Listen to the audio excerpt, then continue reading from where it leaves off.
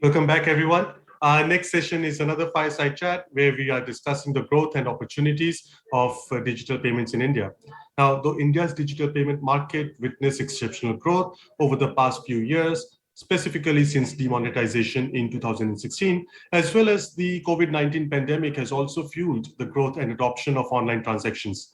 Users have shifted to net banking and other digital payment facilities to avail products, including essential goods, groceries, retails, medical supplies, education, and many other facilities. On the other hand, the emergence of improved technologies is one of the key factors leading to the growth of digital payments industry in the country. Our next fireside chat is being moderated by Mr. Anand Kumar Bajaj, MD and Chief Executive Officer of PayNearby, who will be joined by Mr. Vikas Bansal, Director of Amazon Pay India, in the hot seat. It's over to you, Anand.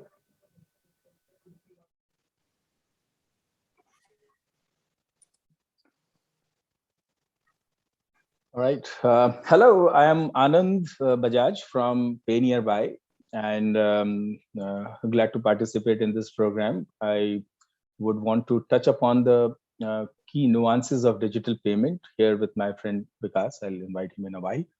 I would like to share a brief of what is happening in India and be with me for a while before we invite our friend to see what all can be done here.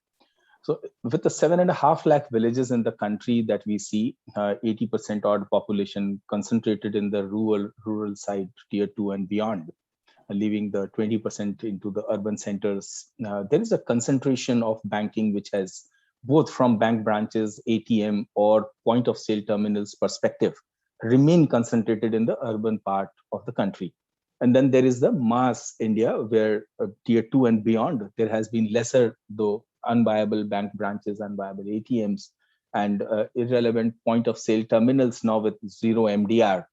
So in this context where there is a lot to accomplish, a lot to achieve, a lot to deliver to India, we see that of the 900 million bank accounts, just about 400 million debit cards are active, used at ATM. It's just about 120 million of those users with debit card use UPI, which is the poster boy of India's digital payment, and commendable work done with 7 trillion processed every month now and growing.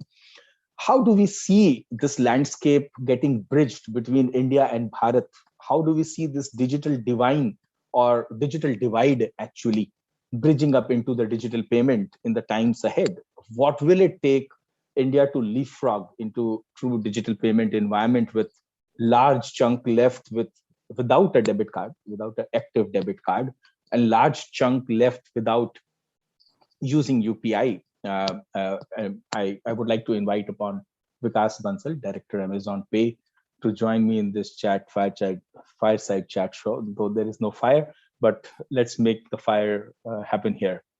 Vikas, welcome Thank you. to the screen. Yeah, thank you, Anand. Really glad to be here and participating in this forum. Super exciting. Super, great. So while the endeavor is to see what will make India go to the 500 million UPI users, let's keep that as a benchmark. Let me go through some questions that I have in mind, and thanks for collaborating ahead of time on that. Amazon Pay is a key player in digital payments landscape. We all see amongst others who are doing a great job together collectively. You have been collaborating with several merchants, several fintech companies, policymakers, and trying to create a kind of frictionless payment experience for the mass users. So let's start by asking you about your current business model that you are undertaking to nurture, promote India's digital payment ecosystem, Vikas. Sure. No, thank you. See, at Amazon Pay, our mission is very simple, which is to make digital payments very trusted, convenient, and rewarding. And we are actually very humble with the progress we are making, both with the customer as well as merchant adoption across all corners of India. And this pandemic, like it is for every lot of industries, right? It has only accelerated our journey. And within that payments mission, right? Our our really focus is on cash customers or the cash users. And how do we get them to embrace digital payments? Because when they embrace digital payments is then when they grow, the economy grow. And it is also very clearly aligned with government's vision, right, of encouraging digital payments. So that's really the focus. And it also goes to your point about like, how do we get more and more customers to adopt digital payments? And I'll just share within that, because payments is such a large, industry, that not all, customers, we can't have one size fits all approach to say, hey, let's give you a debit card and expect you to make payments, right? Or give you UPI and say, hey, let's make all of your payments happen. Consumers and merchants have very unique needs. And that is where our mantra has been to offer multiple payment options to our customers. So let's say if you want to start your journey by paying from your bank account, and so you can start on UPI, and we've really seen that service work really well for tier 2, 3, 4 customers, right?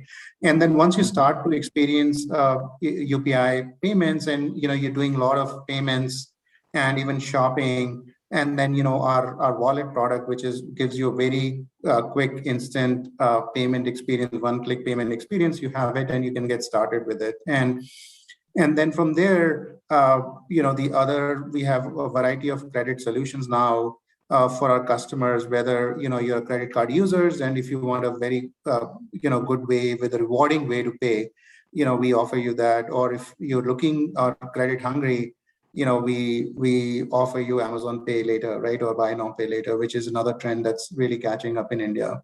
So those are so our idea is to give you breadth of offerings, which, which you can pick to satisfy or to your payment options or your needs. At the same time, just because we are in so I would say getting started on our payments journey, is that the other thing where customers find it convenient is that they want one destination for all their payment needs, right? Whether you want to pay a bill, you want to make a transfer, you want to say pay on Swiggy or any other merchant or online merchant or offline merchant, you want to buy book tickets, whether it's movie tickets or travel tickets, or you want to do big ticket spending, right? Buy a washing machine. You should have it all together, or even invest in gold. You should have it all together at one place. That's has been our mantra as well. To put it all together, it's all there in the Amazon app for you to go explore. Or the cow, and giving the widest possible selection, best possible delivery experience, and cheapest possible price is what I read on Amazon. That's right. Trying to deliver. Right. I heard you say this: the trusted, convenient, and rewarding overemphasized a couple of times, both in payments and in lending. The two things that work is fear or greed. Is reward that greed, and the $1 billion burned already by one of the providers to get 100 million customers is a telling story there.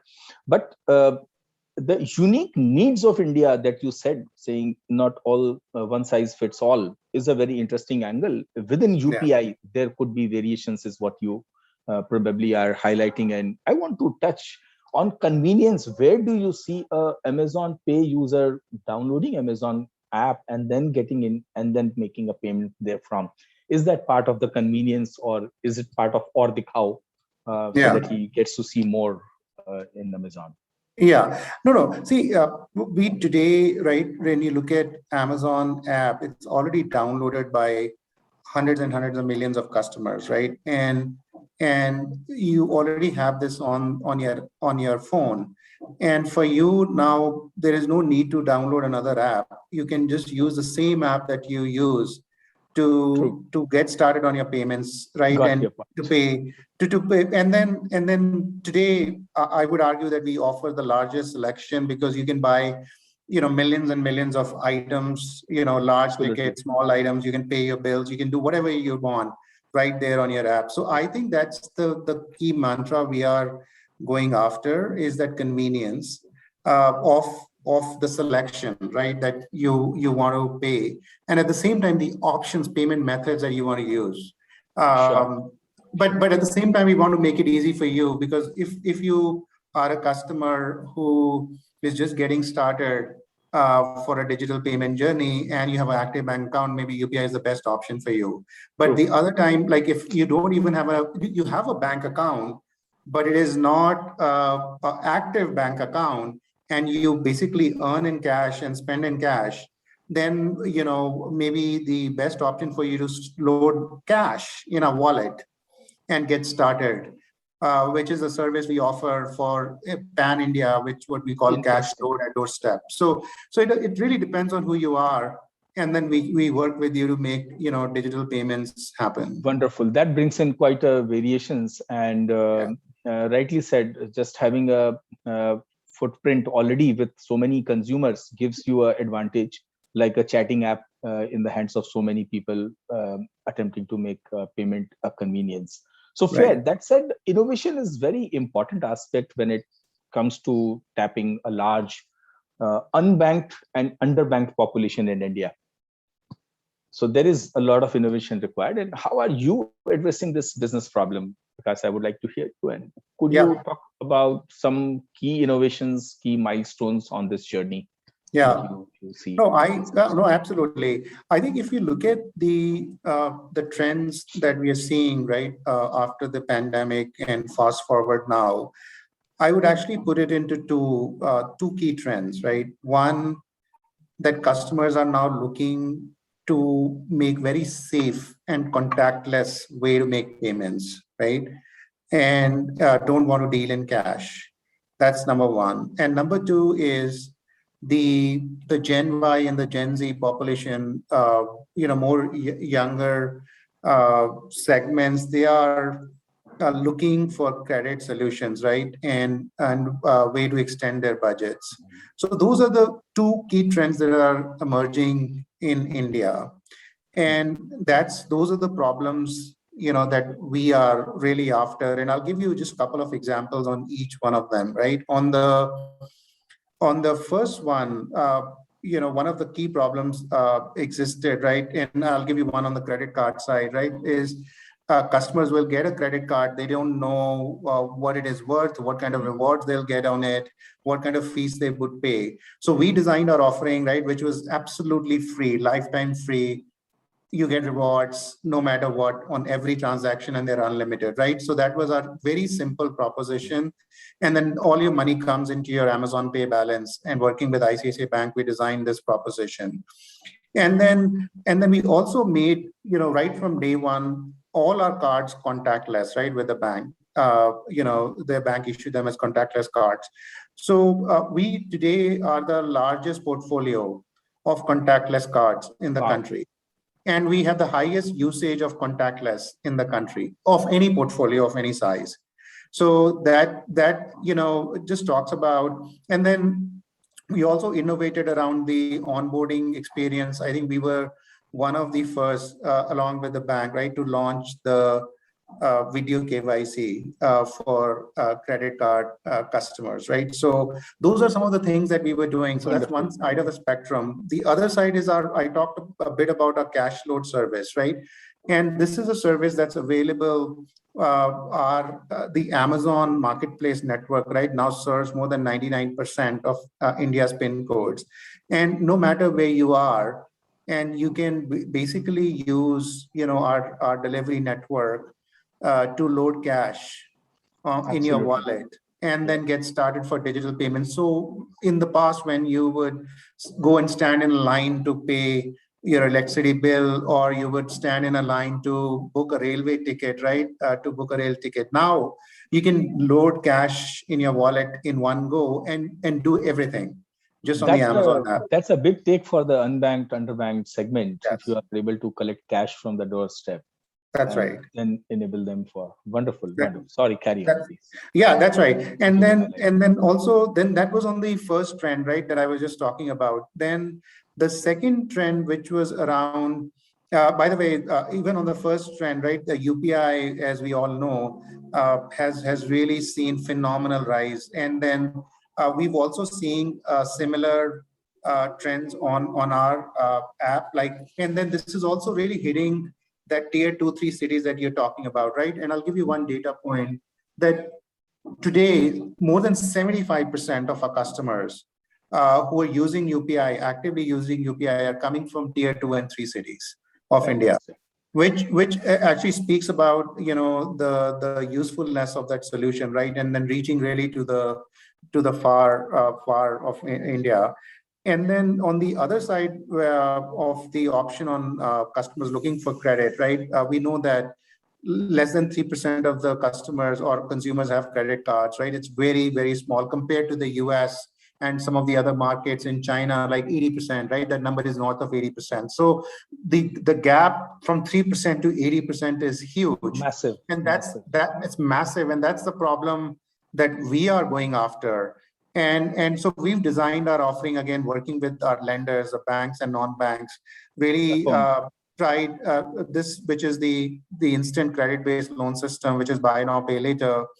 And so it is, again, very transparent, because our mantra is really transparent, convenient, and simple, right? So there's no fees, no charges, very clear to you.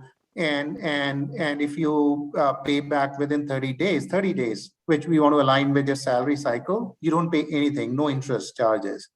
Wonderful. And yeah, so those are some of the innovations. I think, again, it goes down to Totally basic. agree.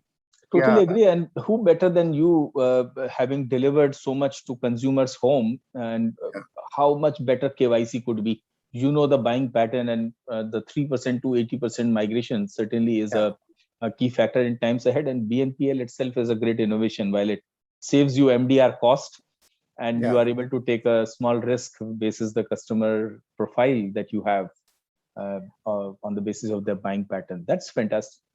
Because the cash flow part, I want you to wanted to mention one thing, like there's still some bit of MDR involved, right? Because at the end of the day, we have to fund, or our lenders have to fund float, which is the float, right? Because the customer, you know, buy or pay during the month, but they pay back at the end of the month. So there is some MDR involved, but again, we want to keep it very competitive to make sure we can, you know, use this. Merchants use this as a lever to grow their sales, right? And customers use this as a lever to really, you know, consume more, again, within their limits.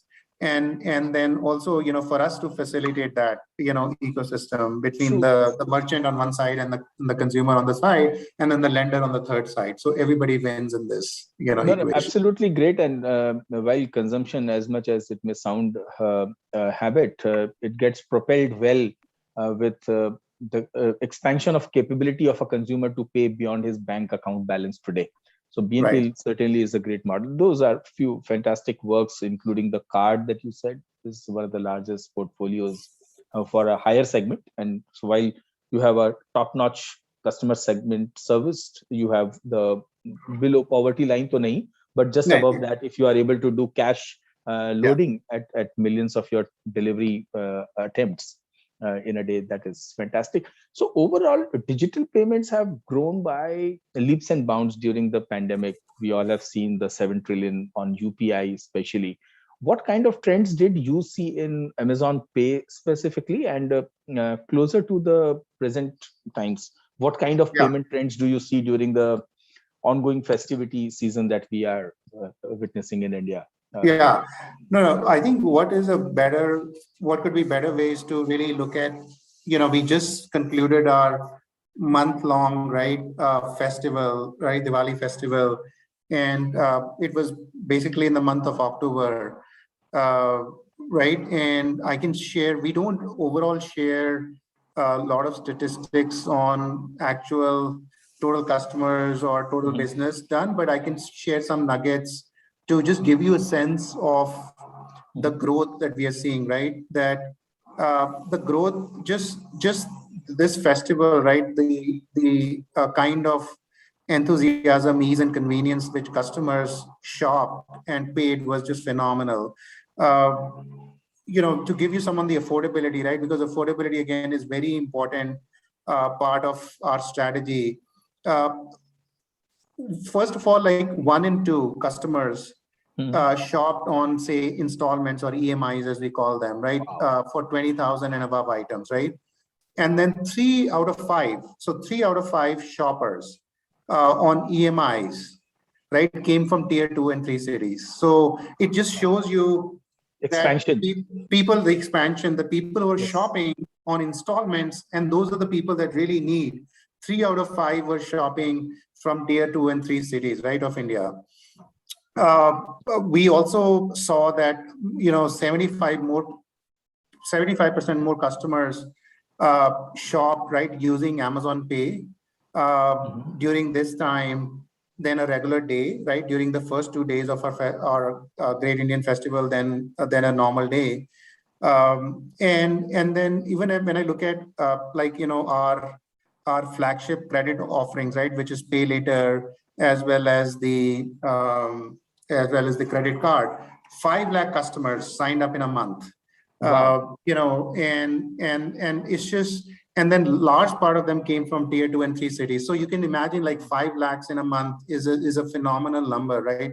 When you think about a credit offering, and it just shows that few things that it shows, right? One, that the appetite for customers for affordability is rising.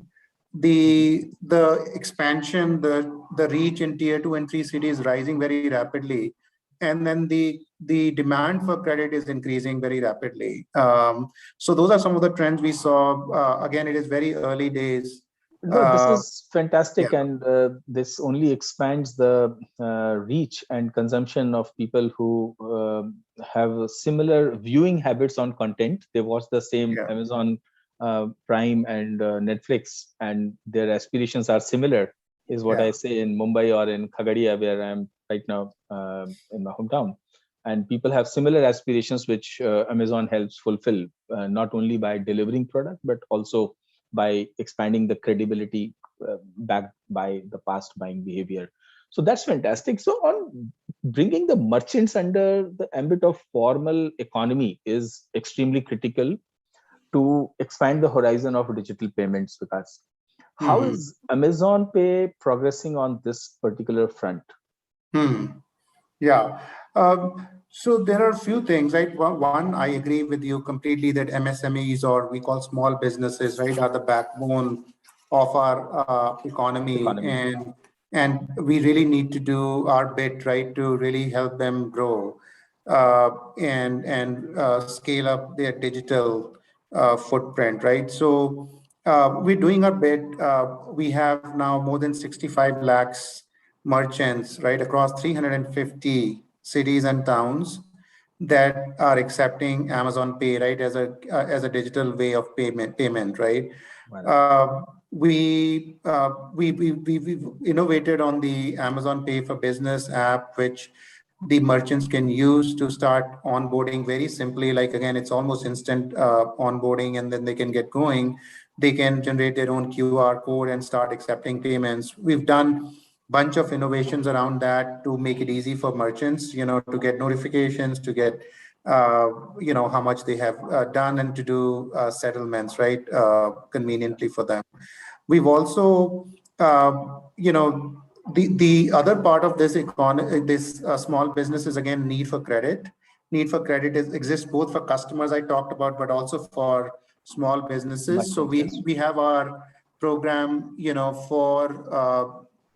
for our sellers, sellers who sell on Amazon Marketplace. So we facilitate that through our banking partners. Again, in a very transparent, low cost, easy way for them to get credit, again, to grow their business. We are also doing a bunch of other innovations, again, in this segment, which is, we have this product which we call Smart Stores. And what Smart Stores do is that, through this, they can list their business on the Amazon app. So as a customer, I can walk into a store, I can look at all the items, right, that are available in the store, can actually read reviews about them, and then discover all the offers which might not be available in the store, but they're available on the digital store, right? And then pay, and then walk out with that item. So we call that Smart Stores. And it really helps because it helps the store owner to get new traffic, to get new customers. It also helps the store owner uh, to also get their their items easily discovered with reviews, and then it allows very seamless digital payments. So that one is another one that we are very excited about, which I think can really transform the experience, right, from both from a merchant perspective as well as from a customer perspective. So these are just some of the innovations Fantastic. that we're going on in that space. Yeah. No. So I have been witnessing this start of the revolution in retailing, where a fertilizer shop can sell football now, powered by Amazon Dost. Pay Nearby has activated many of our retail partners with it, and we see that transformation coming in. And I'm delighted to see that while the consumers get a wider spectrum of products at a local kirana, Amazon also empowers the resellers module to reach out to a wider customer base. So fantastic. One thing, if you would like to tell on the technology trends, how do you foresee technology disrupting this whole digital payment space in the year 2022? And what is the next frontier, if you could tell our viewers today? Yeah. What is the next frontier for Amazon Pay? Yeah. So when we look at it, right, when we started the journey, it was all about cash, right? And from there we moved to card-based payments, to then mobile payments, and where you're touching and paying. I think the next frontier is about voice payments and then sound payments, and unlike us, the next generation has very limited patience. So instant becomes very important, right? Anything they want instant, they want it now, and then they don't have even the patience to actually browse or touch and then navigate, right, to make payments. So they want it all like voice. So I really think voice is the next frontier, and that's where we are putting a lot of effort on both sound-based and voice-based payments. And really, given within Amazon, we've got Alexa, right, and we want to use Alexa as a way for customers to start embracing payments, voice-based payments. And it's really that we want to offer an experience where it's already live on the Amazon app today, where you could just say, hey Alexa, I just want to pay my bill, and then the Alexa will look it up, do the validation and pay your bill. I want to know what is my Amazon Pay balance. It'll tell you what it is. And then there is just a lot more innovation coming in that space. So I really think that that's where the future is, and we're already investing in that space today. So it's more amazing than Amazon, actually. If you go to see this from Alexa, if I could rattle out my grocery requirement and say, Alexa, please get me a pack of butter and a few breads and so on. And it does, with voice recognition, make payment and gets Amazon Pantry to come and deliver it for me. Right. And when I already see the Alexa playing a movie on Amazon Prime for me. So this is fantastic, Vikas. This is a great journey from getting into digital payment, bringing high and low end segment, enabling a wider market with the BNPL as a infusing mechanism to get people on to start consumption. This is some fantastic stuff, and the killer of all is the voice-based, sound-based payment mechanism. Thank you so much, Vikas, for coming and sharing your insights. Most delighted to hear you today. Thanks a lot once again. Yeah, thank you, Anand. It was my honor to be here. Thank you. What a great session that was. And many thanks to Vikas and Anand for joining us today. With that, we'll be moving on to our next session, which is equally as exciting as the last one. To join us for the next session, do remember to refresh your browser, and we will be back with you after this quick lunch break at 1 p.m. Thank you.